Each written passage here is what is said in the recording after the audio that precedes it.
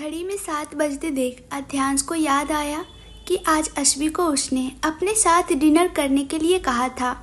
ऊपर से उन्हें अपने और जोधपुर जाने के बारे में भी बताना है, इसलिए अध्यांश ने अजर्व को कॉफ़ी के लिए मना कर दिया और अपनी सारी फाइलें पैक की और कार की चाबियां लेकर कैबिन से बाहर चला गया।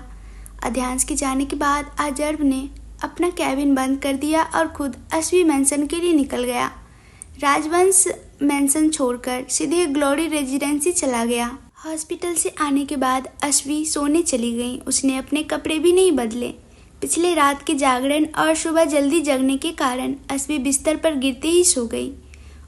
घर में उसे परेशान करने वाला कोई नहीं था, तभी तो अश्वी बिंदास होकर बेफिक्र होकर सो गई। रात 8 बजे दरवाजे की घंटी बजी। दरवाजे की घंटी की आवाज़ से उसकी नींद खुल गई। अश्वी आंखें मलते हुए बिस्तर से उठी और बेडरूम से बाहर आ गई। वो हॉल में आई और दरवाज़ा खोला। दरवाजे के पार अध्यांश खड़ा था। अश्वी नींद से उठकर दरवाज़ा खोलने आई। उसकी आंखों में नींद साफ झलक रही थी। अश्वी सोचती है कि शायद निवांशी आई होंगी, तो अश्वी ने बिना दरवाज़ा खोले ही कहा, निवांशी, मैं आज रात का खाना नहीं बनाऊंगी। क्यों जान, खाना नहीं बनाओगी तो खाओगी क्या? या फिर मेरी गैर हाजिरी में वैसे ही नहीं खाओगी? अश्वी की बात सुनकर अध्यांश ने उससे पूछा। उसे निवांशी की जगह अध्यांश की आवाज़ सुनाई दी, तो अश्वी ने आंखें खोलकर सामने देखा। यह देखकर अश्वी की सांसें थम गई। आप?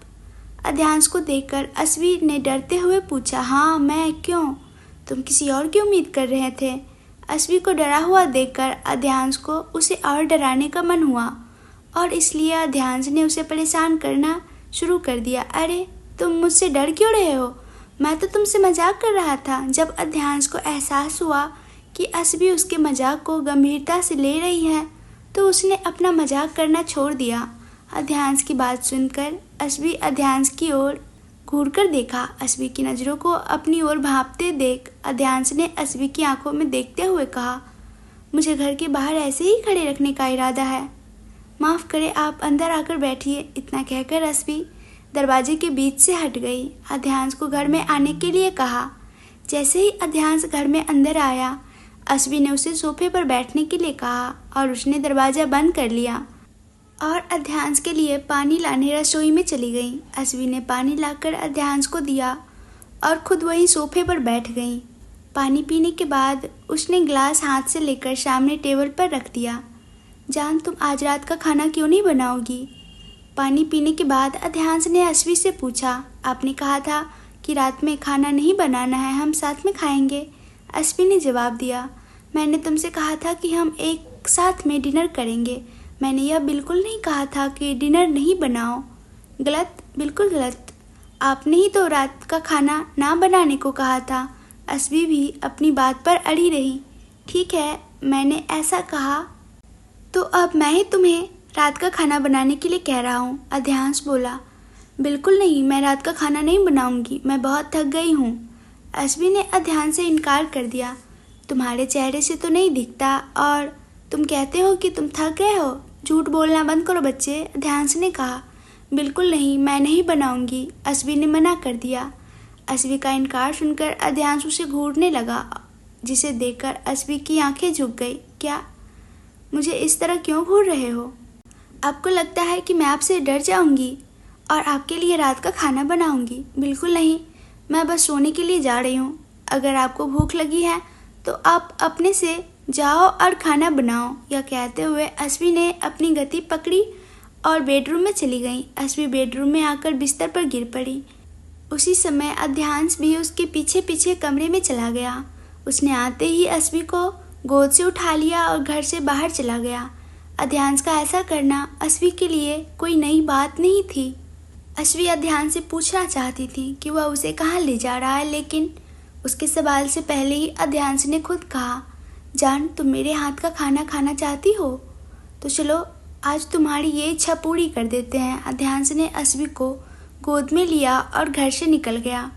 उसने दबे पांव फ्लैट का दरवाज़ा बंद किया और अश्वी को 30वीं मंजिल पर लेकर चला गया, जहां केवल एक ही फ्लैट था।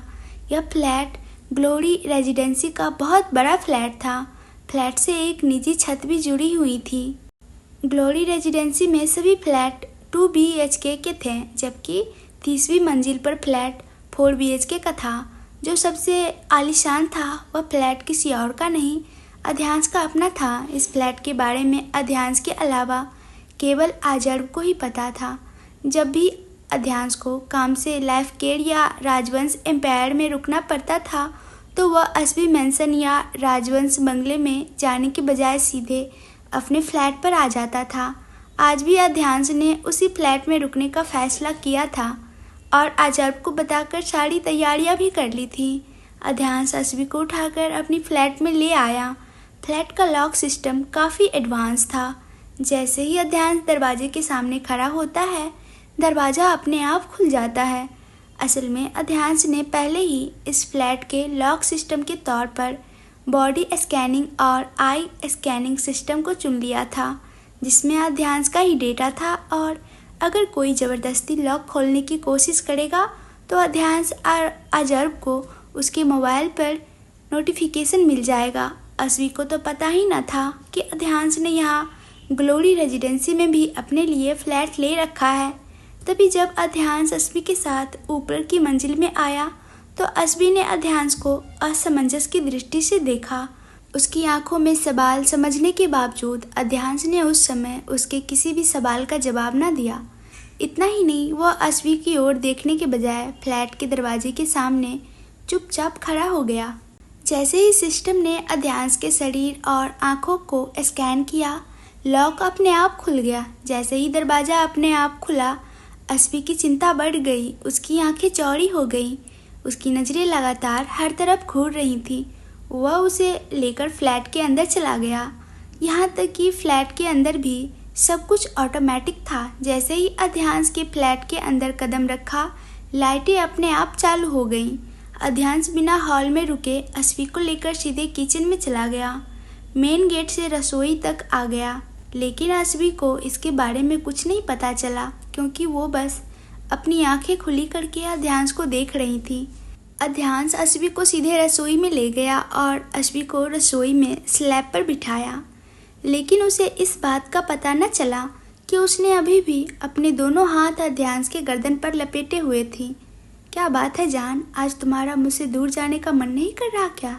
जैसे ही एसबी को खुद को देखते देखा तो उसके बेहद करीब आया और उसकी नाक खींचते हुए कान में कहा और साथ ही उसके कान पर भी किस कर दिया। अध्यांश की आवाज़ और उसके किस करने से एसबी का ध्यान टूटा। उसने झट से अपना हाथ अध्यांश के गर्दन से हटा लिया, लेकिन उसका प्रश्न अभी भी उसकी आंखों में झलक रहा था।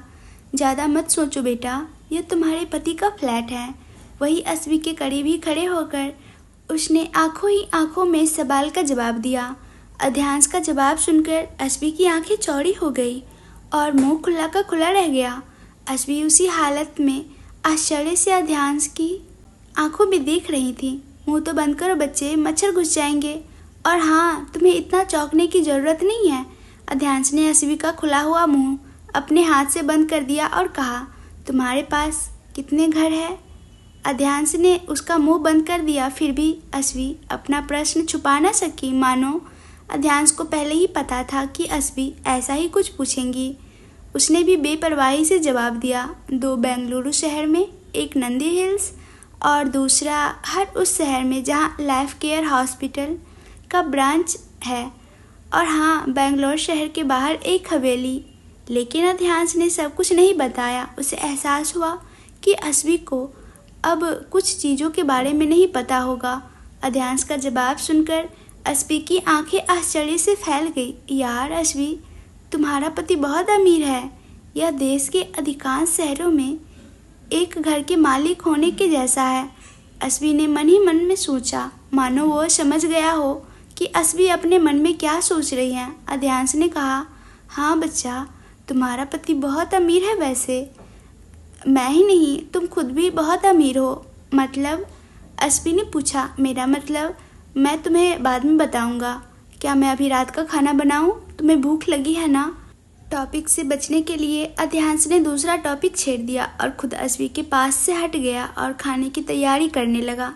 इतना कहकर अश्वी भी नीचे उतर आई और अध्यांश की मदद करने लगी। जान, मैं रात का खाना बना दूंगा, तुम चुपचाप ऊपर बैठो। अश्वी को काम करते देख अध्यांश उसके पास आए और उसका हाथ पकड़कर वापस वहां बैठा दिया। अश्वी ने उसके हाथ से अपना हाथ हटाया और उसकी आंखों में देखते हुए कहा, क्यों? तुम काम करो और मैं बैठकर देखती रहूं? असंभव। अच्छा, अब मज़ा आने वाला है जान। अश्वी का जवाब सुनने के बाद अध्यांश ने मुंह से ही कुछ नहीं कहा। उसने आंखों में चमक लाते हुए मन ही मन कहा, ठीक है, अब बताओ तुम क्या खाना चाहते हो? अध्यांश ने पूछा।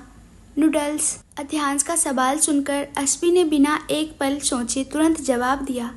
अश्वी का जवाब सुनकर अध्यांश आंखें खोली और उसकी तरफ देखा और फिर सख्ती से कहा, नूडल्स खाने की ज़रूरत नहीं है। अगर कुछ हेल्दी खाना है तो बताओ, मैं बनाऊंगा। नहीं तो मैं सब कुछ अपने तरीके से तय करूंगा। अगर कुछ स्पेशल खाना है तो बताओ।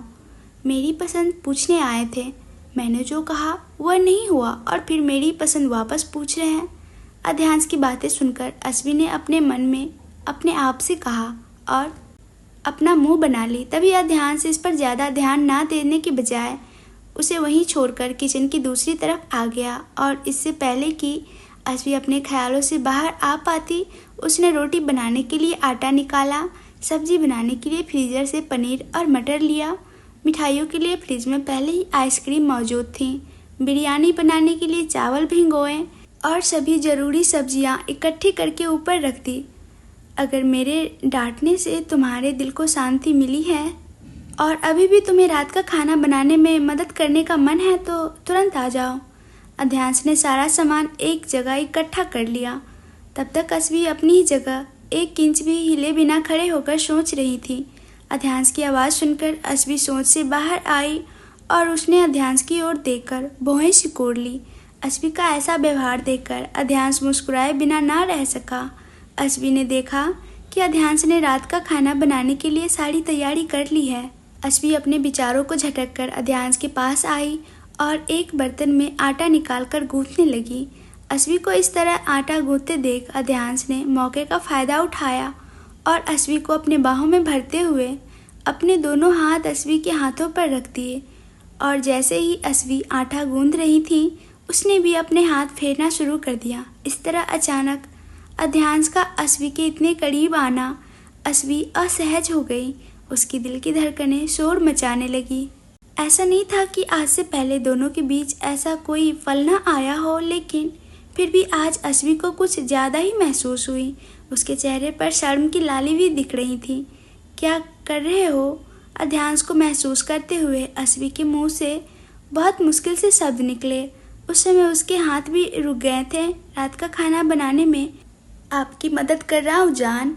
जैसे अध्यांश पर कोई फर्क न पड़ा हो, उसने अश्वी का हाथ अपने हाथ से हिलाना जारी रखा और बिंदास कहा, लेकिन आप तब तक कुछ और करो। अश्वी ने बड़ी मुश्किल से कहा, लेकिन उसकी बोलती अभी भी बंद थी। लेकिन आपने कहा था कि हम साथ मिलकर डिनर बनाएंगे, फिर हम साथ मिलकर ऐसे ही डिनर बनाएंगे। और बोलते बोलते अध्यांश एकदम रुक गया। जैसे ही अध्यांश ने अपनी बात पूरी नहीं की तो अश्वी ने अपने हाथ ठीक किए और अपना सिर पीछे कर लिया और अध्यांश की आंखों में देखने लगी, जिसे देखकर अध्यांश अपनी बात खत्म करते हुए उसके कान के बिल्कुल करीब आ गए और बोले, इस तरह से खाना बनाने से प्यार भी होता है और साथ ही खाने में मिठास भी बढ़ती है। बोलते बोलते अध्यांश ने अश्वी के कान को चूम लिया। अश्वी की धड़कन जो मुश्किल से सामान्य हुई थी, अध्यांश के किस करने के कारण फिर से बहुत तेज गति से चलने लगी। आटा गूंथने के बाद भी अध्यांश ने अश्वी को वैसे ही अपने बाहों में जकड़े रखा। अश्वी से अध्यांश की नज़दीकियाँ बर्दाश्त ही नहीं हो रही थी, तो अश्वी मुड़कर अपना मुंह अध्यांश के चेहरे के सामने कर, अब तो मुझे छोड़ दीजिए, मैं ऐसा कुछ नहीं कर रहा, प्लीज़। अश्वी गुस्से में कहा, लेकिन कम आवाज़ में कहा, अगर चाहते हो कि मैं तुम्हें छोड़ दूं, तो तुम्हें मेरी एक शर्त माननी होगी। अध्यांश ने भी खड़े खड़े अश्वी से कहा, बोलो क्या शर्त है? अश्वी ने पूछा। जवाब में अध्यांश ने कुछ नहीं कहा, बस अश्वी को उसके कमर से पकड़ स्लैब पर गैस के पास बिठा दिया और फिर बोला, मैंने पहले ही कहा था कि आज का खाना मैं बनाऊंगा, लेकिन तुम्हें यकीन ही नहीं है और इसलिए शर्त है कि तुम यहाँ चुपचाप बैठो, मैं रात का खाना बनाता हूँ। बस मुझे प्यार से देखो, लेकिन आप अकेले मैं कर लूँगा, तुम चुपचाप बैठो। अध्यांश ने इतना कहा और बिरयानी के लिए सब्जी काटने के लिए चाकू उठाया और सब्जियां काटने लगा। अध्यांश का आदेश था, इसलिए अस्वी मन ना होते हुए भी बैठ गई, लेकिन उसका ध्यान अध्यांश के चेहरे पर था। अध्यांश ने सब्जियां काटी और चावल उबाले। ग्रेवी के लिए टमाटर और प्याज को मिक्सर में पीस लिया। ऐसे ही सब कुछ बनाने के बाद अब सिर्फ रोटी बनानी बाकी थी। तभी वो अस्वी के करीब आया और अस्वी से कहा, जान, मैं गोल रोटी नहीं बना सकता, क्या तुम रोटी बनाने में मेरी मदद करोगे? मैंने पहले ही कहा था कि मैं भी डिनर बनाने में आपकी मदद करती हूँ, लेकिन आप ही जिद कर रहे थे कि नहीं, आज का डिनर मैं खुद ही बनाऊँगा। अस्वी ने एक्शन के साथ कहा और नीचे उतर गई और गैस चूल्हे के पास आकर अस्वी ने बेलन निकालकर चबूतरे पर रख दिया और आटे में से थोड़ा सा आटा लेकर बनाने लगी। उसी समय अध्यांश ने पीछे से आकर उसे अपने बाहों में ले लिया और अपने दोनों हाथ अस्वी के हाथ पर रख दिए और रोटी बनाने लगा। अध्यांश का ऐसा व्यवहार अस्वी के लिए चौंकाने वाला था। अध्यांश की निकटता से उसकी धड़कन बढ़ गई। अस्वी ने अध्यांश के हाथों से अपना हाथ छुड़ाने की बहुत कोशिश की, लेकिन उसके सारे प्रयास व्यर्थ, तो अस्वी को अपना मुंह खोलना पड़ा। आप क्या कर रहे हैं? प्लीज़ मुझे अकेला छोड़ दे, मैं ऐसे कैसे रोटी बना सकती हूँ? जान, मैं सिर्फ रोटी बनाना सीखना चाहता हूँ, अध्यांश ने अस्वी की बातों का जवाब दिया। लेकिन यह कौन सा तरीका है? क्यों, तुम्हें नहीं पता? जब कोई बच्चा पहली बार कुछ लिखना सीखता है तो उसके शिक्षक उसे ऐसे ही हाथ पकड़कर सिखाते हैं। फिर मैं बस इतना ही, मैं भी ऐसे ही करता हूँ। फर्क इतना है कि मैं पकड़ा हूँ तुम्हारा हाथ, अध्यांश ने शरारत के भाव से उत्तर दिया। लेकिन तुम रोटी बनाना क्यों सीखना चाहते हो? मैं बना दूंगी, अस्वी ने अध्यांश से कहा। जान, आज तो तुम रोटी बनाओगी, लेकिन जब तुम चले जाओगे तो मेरे लिए रोटी कौन बनाएगा? अब ऐसे नहीं है कि तुम हमेशा मेरे साथ रहोगी, अध्यांश ने कहा। अध्यांश ने ये बात सिर्फ मजाक के लिए कही थी, लेकिन उसकी ये बात अस्वी के दिल में चुभ गई। अध्यांश की बातों से बेलन पर अस्वी की पकड़ ढीली पड़ गई। उसकी आंखों से आंसू भी गिर गया। अध्यांश तो मजाक कर रहे थे, लेकिन अस्वी ने उसकी बात को दिल पर ले लिया।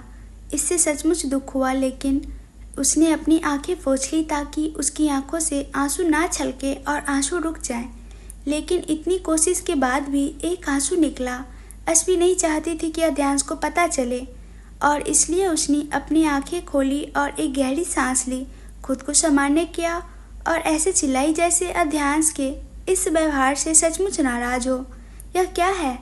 तुम्हें रोटी बनानी सीखना है ना? मैं कभी सिखा दूंगी, लेकिन प्लीज़ मुझे अभी छोड़ दो और रोटी बनाने दो, मुझे बहुत भूख लगी है। अस्वी ने यह कहते समय जानबूझकर अपनी आवाज़ ऊंची रखी ताकि सुनने वाले को यह ना लगे कि यह सच नहीं है। ठीक है, तुम जल्दी रोटी बनाओ, मैं तुम्हें अब परेशान नहीं करूँगा, लेकिन प्लीज़ गुस्सा मत होइए। अस्वी का गुस्सा देख अध्यांश उसके पास से हट गया और चुपचाप उसके पास खड़े हो गए। अध्यांश से दूर होते ही अस्वी ने खुद को संभाला और जल्दी जल्दी रोटी बनाने लगी। 10 मिनट में अस्वी ने दोनों के लिए रोटी बना ली। जैसे ही रोटियां बनी, अस्वी ने सब कुछ समेट लिया और अध्यांश की ओर देखे बिना हाथ धोए और उससे कहा, तुम वैसे ही हो जैसे जब से ऑफिस आए थे, इसलिए पहले जाओ और अपने कपड़े बदल लो और फ्रेश हो जाओ, तब तक मैं खाना डाइनिंग टेबल पर लगाती हूँ। इतना कहकर अस्वी तेजी से रसोई से निकल गई। इससे पहले कि अध्यांश कुछ कह पाता, वह बाहर आया और डाइनिंग टेबल पर दोनों के लिए प्लेटें सजा दी और फिर वापस किचन में आकर टेबल पर एक एक करके सारा खाना व्यवस्थित करने लगी। अस्वी के कहने पर अध्यांश भी अपने कमरे में चला गया। उस वक्त अस्वी ने उनसे कुछ नहीं कहा, लेकिन उसे अस्वी का व्यवहार थोड़ा अजीब लगा। कमरे में आकर उसने फ्रेश होकर कपड़े बदले और जल्दी से डाइनिंग टेबल पर आ गया। तब तक अस्वी ने डाइनिंग टेबल पर सब कुछ सजा दिया था। अध्यांश फ्रेश होकर आया और डाइनिंग टेबल पर बैठ गया। अस्वी भी उसके बगल वाली कुर्सी पर बैठ गई और उसने दोनों की थाली में खाना परोसा। अध्यांश ने अपने परंपरा अनुसार अपनी थाली से पहली कोली निकाली और अस्वी के सामने रख दी। अस्वी को भी अब समझ आ गया तो उसने भी बिना किसी आपत्ति से अध्यांश के हाथ से खा लिया। उसके बाद अध्यांश ने खाना शुरू कर दिया। अश्वी ने भी अपना खाना शुरू कर दिया। खाना खाते समय वह बीच बीच में बातें भी कर रहा था, लेकिन अश्वी आगे कुछ भी उत्तर देने के बजाय केवल हाँ, नहीं में उत्तर देती। अश्वी का व्यवहार चौंकाने वाला था। वह यह नहीं जानता था कि ऐसा क्या हुआ। अश्वी एकदम चुप हो गई, क्योंकि पिछले कुछ समय से दोनों के बीच सब कुछ ठीक था। अध्यांश अश्वी के खराब मूड का कारण जानना चाहता था, लेकिन अभी पूछकर अश्वी का मूड खराब नहीं करना चाहता था और इसलिए उसने कुछ भी पूछना बंद कर दिया और वह चुपचाप खाना भी खाने लगा। खाना खत्म होते ही अश्वी ने डाइनिंग टेबल से सब कुछ साफ किया और किचन में आकर बर्तन साफ करने लगी। अध्यांश भी उसके पीछे किचन आ गया। जैसे ही उसकी नज़र अश्वी पर पड़ी तो वह उसके पास आया और अश्वी का हाथ पकड़कर बोला, क्या कर रही हो जान? क्या कर रही हूँ? सफाई कर रही हूँ। अश्वी ने अध्यांश का हाथ अपने हाथ से हटाते हुए जवाब दिया और वापस काम करने लग गई। तुम्हें यह सब करने की ज़रूरत नहीं है। सुबह आज जब अश्वी हवेली से नौकर लेकर आएगा तो वही सारा काम करेगा। तुम जाओ यहाँ से। अध्यांश ने अश्वी का हाथ पकड़ लिया और इससे पहले कि वह कोशिश कर पाती, अध्यांश ने उसे रसोई से बाहर खींच लिया। अध्यांश अश्वी को लेकर सीधे अपने बेडरूम में चला गया। बेडरूम में आकर अध्यांश ने अश्वी को बिस्तर पर बिठाया और खुद वॉशरूम चला गया। अश्वी को समझ नहीं आया कि अध्यांश क्या चाहता है, लेकिन इससे पहले कि वह कुछ और सोच पाता, अध्यांश वापस कमरे में आया और अश्वी के बगल में बैठ गया। मुझे नींद आ रही है, इसलिए मैं घर जा रही हूँ। अश्वी ने एक पल भी इंतजार किए बिना अपने बगल में अध्यांश की उपस्थिति को महसूस करते हुए कहा, नहीं, आज तुम्हें कहीं जाने की ज़रूरत नहीं है। आज तुम यहीं रुको मेरे पास और मेरे साथ। यह कहते हुए अध्यांश ने अपना सर अश्वी के गोद में रख दिया और साथ ही अश्वी का हाथ पकड़कर अपने सर पर रख लिया। अश्वी ने अध्यांश का इशारा समझ लिया और अध्यांश के बालों में अपनी उंगलियां फिराने लगी। अध्यांश अश्वी को अपने जोधपुर जाने के बारे में बताना चाहता था, लेकिन उसे समझ नहीं आ रहा था कि वह उससे कैसे कहे, क्योंकि कहीं न कहीं उसे डर था कि कहीं अश्वी यह ना समझ ले कि इस बार भी मैं उसे 5 साल पहले की तरह छोड़ दूंगा। बहुत सोचने के बाद आखिरकार अध्यांश ने निर्णय लिया कि उसे यह बताना ही होगा, तो फिर अब क्यों नहीं। यह सोचकर अध्यांश ने अश्वी का दूसरा हाथ अपने हाथ में लेकर अपने दिल पर रख लिया और धीरे से अश्वी के आंखों में देखते हुए बोला, स्वीट हार्ट। अश्वी ने केवल कहा। अश्वी की सुनकर अध्यांश को लगा शायद अभी भी कुछ सोच रही है, इसलिए थोड़ा इंतजार करना चाहिए।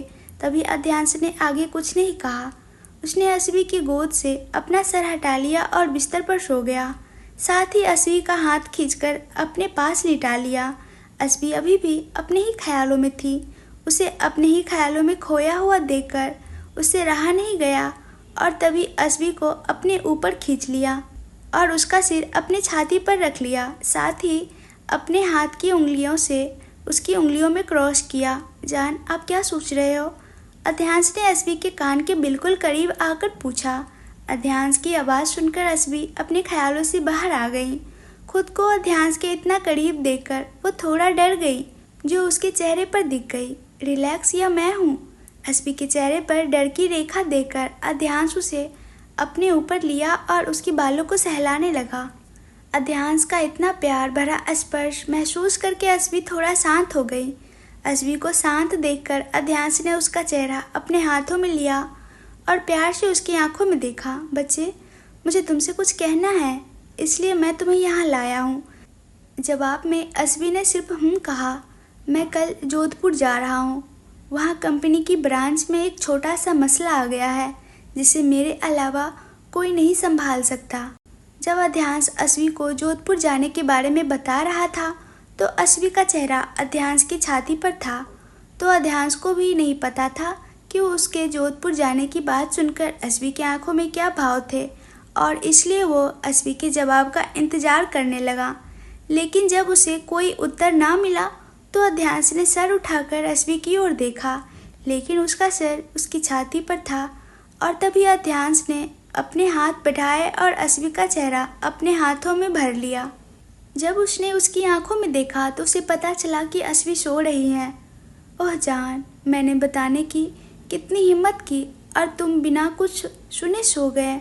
अब मैं क्या करूं, क्योंकि कल जब तुम उठोगे तो मैं जोधपुर पहुंच चुका होऊंगा।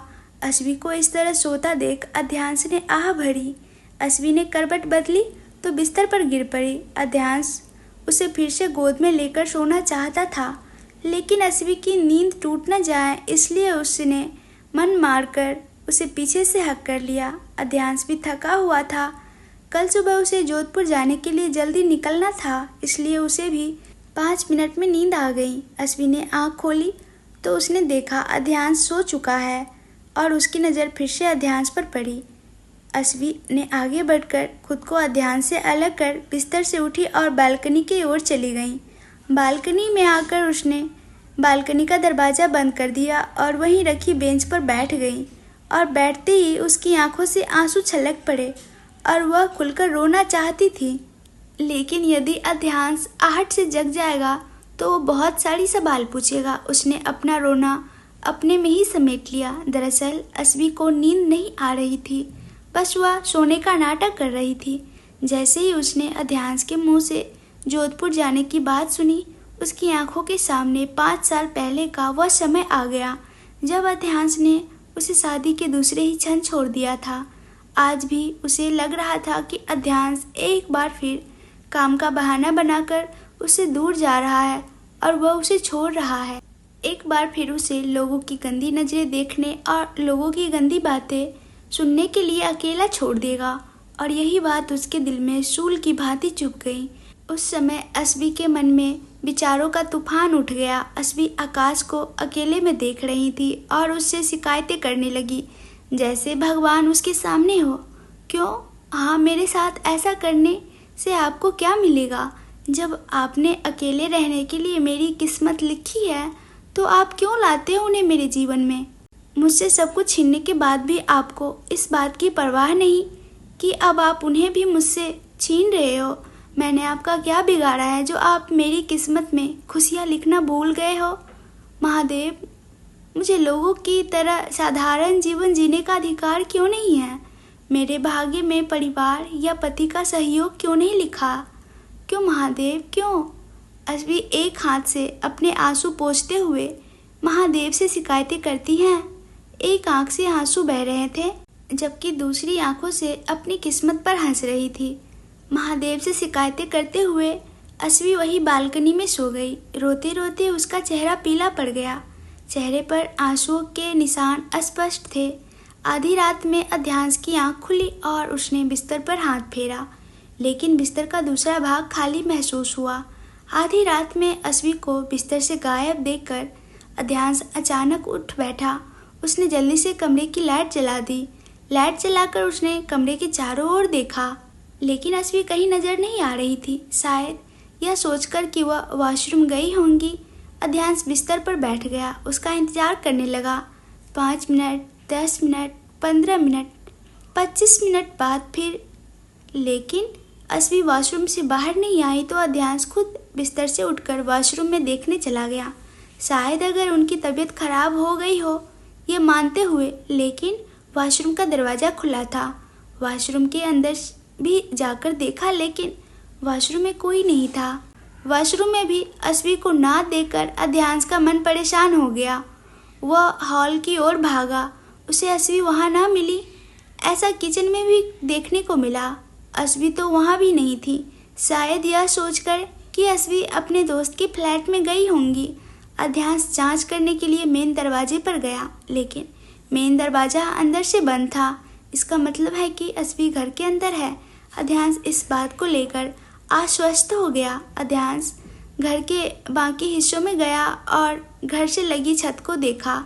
अश्वी का कहीं पता न चला तो अध्यांश अपने कमरे में वापस आ गया। कमरे में घुसते ही उसकी नज़र बालकनी की ओर गई। शायद अश्वी वहाँ होंगी। उस पर विश्वास करके अध्यांश ने अपने कदम आगे बढ़ा दिए और अध्यांश ने देखा कि दरवाज़ा बाहर से बंद है, तो उसने मास्टर चाबी से दरवाज़ा खोला। ठीक उसके सामने उसने अश्वी को कुर्सी पर लेटे हुए देखा। अश्वी को इस तरह अपनी आंखों के सामने देखकर अध्यांश के जान में जान आई। ओह बेटा, इसने मुझे आज सचमुच डरा दिया। अध्यांश अश्वी के पास आया और जैसे ही उसने कुर्सी पर हाथ फेरा तो उसके मुंह से शब्द अपने आप निकल गए। अश्वी को कमरे के अंदर ले जाने के लिए अध्यांश ने उन्हें गोद में उठा लिया। इस दौरान उसकी नज़र अश्वी के चेहरे पर पड़े निशान पर पड़ी, जिसे देखकर अध्यांश को एहसास हुआ कि अश्वी रोई है। लेकिन क्यों? अध्यांश अभी सोच ही रहा था कि तभी अश्वी की आवाज़ उसके कानों में पड़ी। वह शायद नींद में बड़बड़ा रही थी। जब तुम्हें मुझे फिर से छोड़ना था तो तुम जीवन में वापस क्यों आए और मुझे आशा दी कि मैं हर किसी की तरह एक खुशहाल जीवन जी सकती हूँ। अश्वी उससे बहुत धीरे से बातें कर रही थी, लेकिन फिर भी अध्यांश समझ गया कि वह क्या कहना चाह रही थी। अश्वी की बातें सुनकर अध्यांश को उसके रोने का कारण समझ आ गया। साथ ही उसे यह भी पता चला कि अश्वी को नींद नहीं आई, बस उसने सोने का नाटक किया। अश्वी ने उसके जोधपुर जाने को इस तरह दिल पर लगा लिया और सोच लिया कि वह उसे हमेशा के लिए छोड़ रहा है। इस विचार मात्र से उसका दिल दुखने लगा। अध्यांश अश्वी को कमरे में लाया और धीरे से बिस्तर पर लिटा दिया ताकि उसकी आंखें ना खुले। वह भी उसके पास बैठ गया और उसका चेहरा अपने हाथों में पकड़ लिया। मुझे दुख है जान कि आप मेरी एक गलती से इतने प्रभावित हुए हैं कि काम से भी जाने को इस तरह लिया। इतना ही नहीं बल्कि आपने यह भी सोचा कि मैं आपको छोड़ रहा हूँ। अध्यांश ने कुछ सोचा, फिर अजर्ब को बुलाया और उसके मन में जो भी चल रहा था उसे समझाया। माफ़ कीजिएगा, आज की कहानी में सर्दी के कारण आवाज़ कुछ अच्छी तरह से नहीं आई होंगी, तो मैनेज कर लीजिएगा आप लोग। और इस कहानी का आगे का भाग सुनने के लिए कमेंट्स कीजिएगा और वीडियो को लाइक करना बिल्कुल भी नहीं भूलिएगा और शेयर भी कर लीजिएगा सभी लोग।